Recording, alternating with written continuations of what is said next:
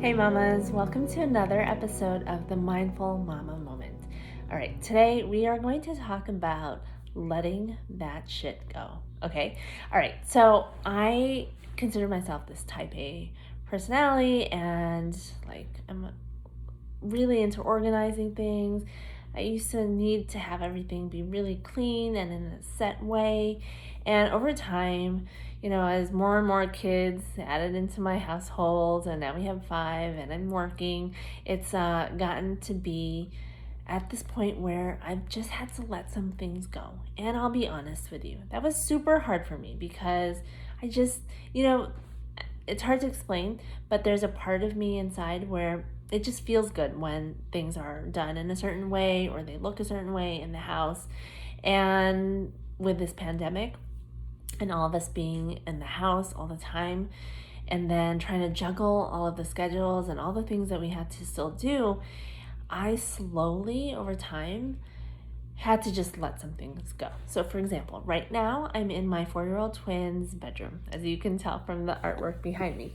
And one of the things is look at this bed. Look at it. It is a mess with all their loveys and all their blankets and all of that good stuff, right? Before, I would have done that bed, or I would have cleaned up the mess, picked up the Legos, or put the books away. But now I have to survive. I need to prioritize what are essentials, what are things that I can let go. And like I said, it was super hard for me to learn how to do this in the very beginning, but I needed to do it over time in order to not feel so stressed out, in order to not feel so overwhelmed, and to be able to take care of the things that were really just more important. For example, like cooking dinner, or taking care of some client's deliverable that I had to do, or spending time with my kids instead of cleaning up that mess.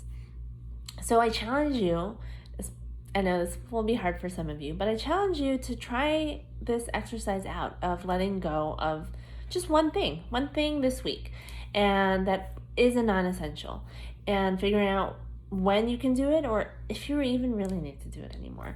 And then just sit with that and see how that feels, and give it time, and be really easy on yourself. We need to do a lot of self-love and self-compassion as mamas, and I think that is going to be another episode of the Mindful Mama Moment.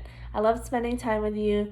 Be sure to check me out, these videos, every Monday. If you've missed any, you can see them on IGTV. I also post them on my website, jatlurie.com, and they're also somewhere floating around in YouTube.